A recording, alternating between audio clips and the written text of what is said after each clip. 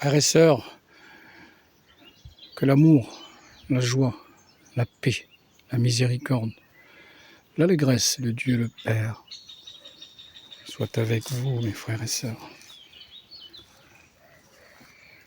La nature nous parle à chaque instant. Écoutez.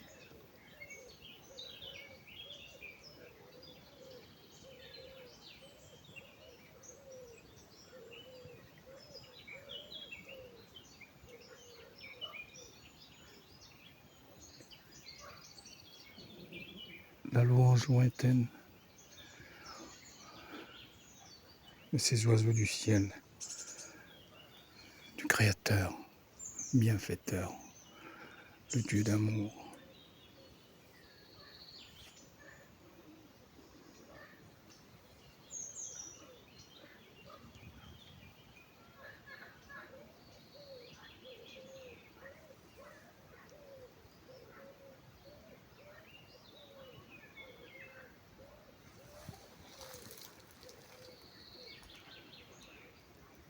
Rendez-vous quotidien.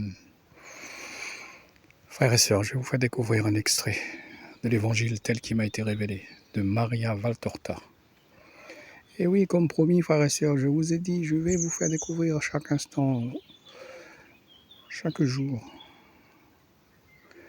un extrait de cette œuvre que Jésus lui-même, que lui-même qui nous a donné à travers Maria Valtorta, pour notre temps, aujourd'hui.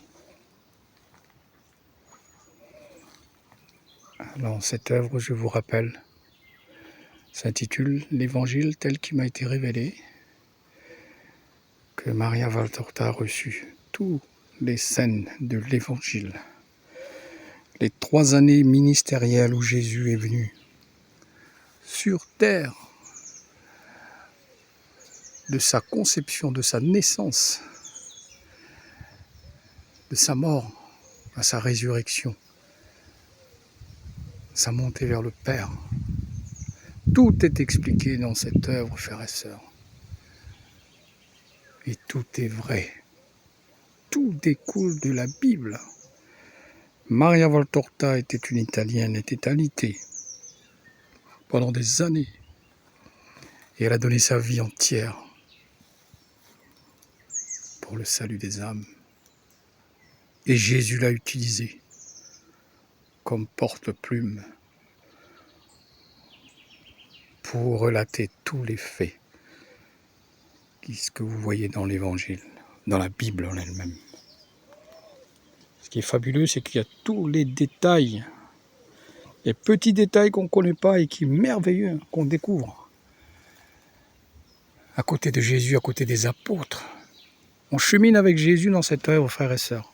Partout où Jésus est passé, tout ce qu'il a fait pendant ces 3 années ministérielles. Et de grandes leçons de vie. Eh oui, frères et sœurs, tout est vrai. Tout est vrai. Il suffit juste de l'écouter ou de lire, simplement, et vous ferez votre avis vous-même.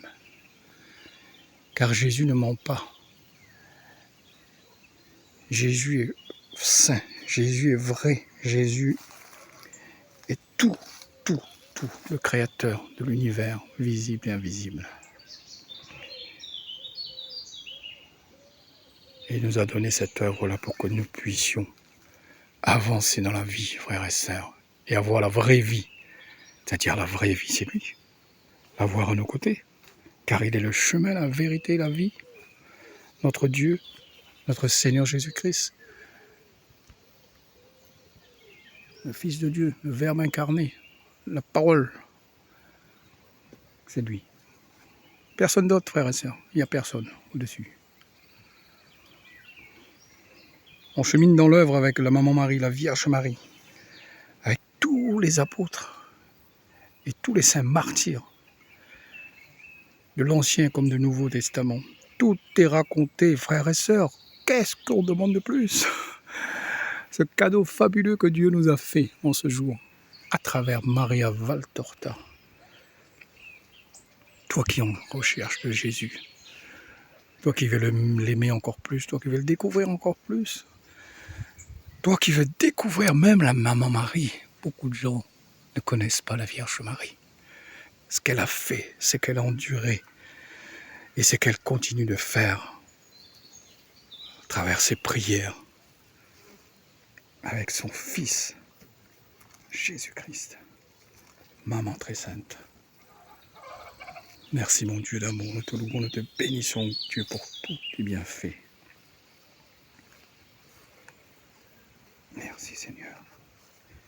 Alors un petit extrait, on parle de la Vierge Marie. Jésus est dans la maison de Chouza.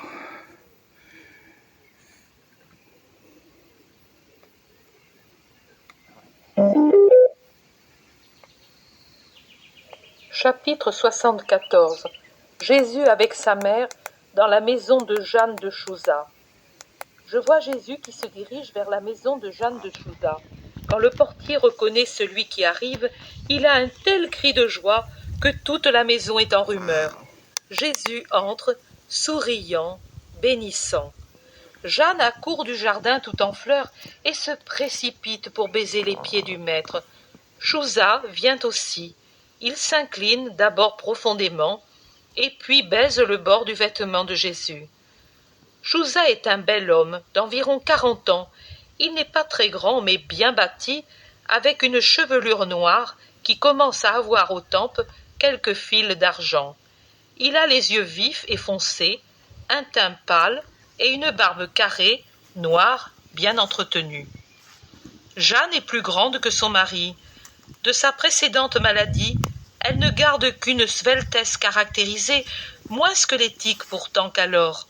Elle semble un palmier élancé et flexible que termine une tête gracieuse aux yeux profonds, noirs et très doux. Sa chevelure touffue, couleur de jais, est soigneusement peignée. Le front lisse et dégagé paraît encore plus blanc sous cette sombre couleur. La bouche, petite, bien dessinée, se détache avec sa couleur rouge naturelle au milieu des joues d'une pâleur délicate, comme les pétales de certains camélias. C'est une très belle femme, et c'est elle qui, au calvaire, donne la bourse à Longin. Là, elle est en pleurs, bouleversée et toute voilée. Ici, elle sourit et a la tête découverte, mais c'est bien elle. Chouza demande « À quoi dois-je la joie de t'avoir pour hôte ?»« À mon besoin d'une halte pour attendre ma mère. Je viens de Nazareth, et je dois faire venir avec moi ma mère pour quelque temps. J'irai à Capharnaüm avec elle. » Jeanne dit « Pourquoi pas chez moi? Je ne suis pas digne, mais… » « Tu en es bien digne, mais ma mère a avec elle sa belle-sœur veuve depuis quelques jours. » Chouza dit en appuyant la demande de sa femme. « La maison est grande pour accueillir plus d'une personne. Tu m'as donné tant de joie qu'elle t'est ouverte entièrement. Commande, Seigneur, toi qui as éloigné la mort de cette demeure et lui as rendu ma rose fleurie et épanouie. Il doit beaucoup l'aimer, je m'en rends compte à son regard. Je ne commande pas, mais j'accepte. Elle est très fatiguée et a beaucoup souffert ces derniers temps. Elle craint pour moi et je veux lui montrer qu'il y a quelqu'un qui m'aime. » Jeanne s'écrie « Oh, conduis-la ici alors, je l'aimerai comme sa fille et sa servante. » Jésus accepte. Chouza sort tout de suite pour donner des ordres en conséquence. La vision se dédouble. Jésus reste dans le splendide jardin de Chouza, occupé à parler avec lui et sa femme. Pendant ce temps, je suis et vois l'arrivée du char pratique et rapide avec lequel Jonatas est allé prendre Marie à Nazareth. Naturellement, pour ce fait, la cité entre en émoi. Quand Marie et sa belle-sœur, respectées comme deux reines par Jonatas, montent sur le char après avoir confié les clés de la maison à Alphée de Sarah, l'émoi augmente. Le char s'éloigne pendant qu'Alphée se venge de la vilainie commise contre Jésus à la synagogue en disant « Les Samaritains sont meilleurs que nous. Voyez-vous comment un serviteur d'Hérode respecte la mère de Jésus? Et nous, j'ai honte d'être nazaréen. » Il se produit une vraie rixe entre les deux partis. Il y en a qui abandonnent le parti hostile pour aller vers Alphée et lui poser 1000 questions. « Mais certainement, répond Alphée. Hôte de la maison du procurateur, vous avez entendu ce qu'a dit son intendant ? Mon maître te supplie d'honorer sa maison. Honorer, vous comprenez ? Et c'est le riche et puissant Chouza, et sa femme est une princesse royale. Honorer, chez nous. Vous, plutôt, lui avez lancé des pierres. Quelle honte ! Les Nazaréens ne répliquent pas, et Alphée parle avec plus de force. Bien sûr, quand on l'a, lui, on a tout, et on peut se passer d'appui humain. Mais vous, paraît-il inutile d'avoir Chouza pour ami ? Vous paraît-il avantageux qu'il nous méprise ? C'est le procurateur du tétrarque, le savez-vous ? Ça vous paraît peu de choses. Agissez, agissez comme des Samaritains avec le Christ. Vous vous attirerez la haine des grands. Et alors, oh alors, je veux vous voir, sans aide du côté du ciel, ni du côté de la terre, imbécile, méchant, incrédule. La grêle des injures et des reproches continue, pendant que les Nazaréens s'en vont penauds comme des chiens déçus.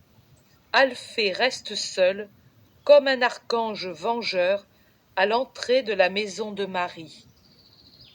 La soirée est avancée lorsque, par la route splendide qui longe le lac, arrive au trot des robustes chevaux le char de Jonatas. Les serviteurs de Chouza, qui sont déjà en sentinelle à la porte, avertissent et accourent avec des lampes qui augmentent la lumière du clair de lune. Jeanne et Chouza accourent. Jésus aussi apparaît souriant, et derrière eux, le groupe apostolique. Quand Marie descend, Jeanne se prosterne jusqu'à terre et salue. Louange à la fleur de la souche royale, louange et bénédiction à la mère du Verbe sauveur. Chouza fait une inclination plus profonde que celle qu'il a jamais pu faire à la cour devant Hérode, et il dit « Bénie soit cette heure qui te conduit vers moi, bénie sois-tu, mère de Jésus. » Marie répond douce et humble « Bénis notre Sauveur et bénis les bons qui aiment mon Fils. » Ils entrent tous dans la maison, accueillis avec les plus grandes marques de respect. Jeanne tient Marie par la main et lui sourit en disant « Tu me permettras de te servir, n'est-ce pas ? » « Pas moi, lui, sers et aime-le toujours, lui, et tu m'auras déjà tout donné. Le monde ne l'aime pas, c'est ma souffrance. Je sais. Pourquoi cette indifférence d'une partie du monde pendant que d'autres donneraient pour lui leur vie ? Parce qu'il est le signe de contradiction pour beaucoup, parce que lui est le feu qui purifie le métal. L'or se purifie, les scories tombent au fond et on les jette. Cela me fut dit alors qu'il était encore tout petit. Et jour après jour, la prophétie se réalise.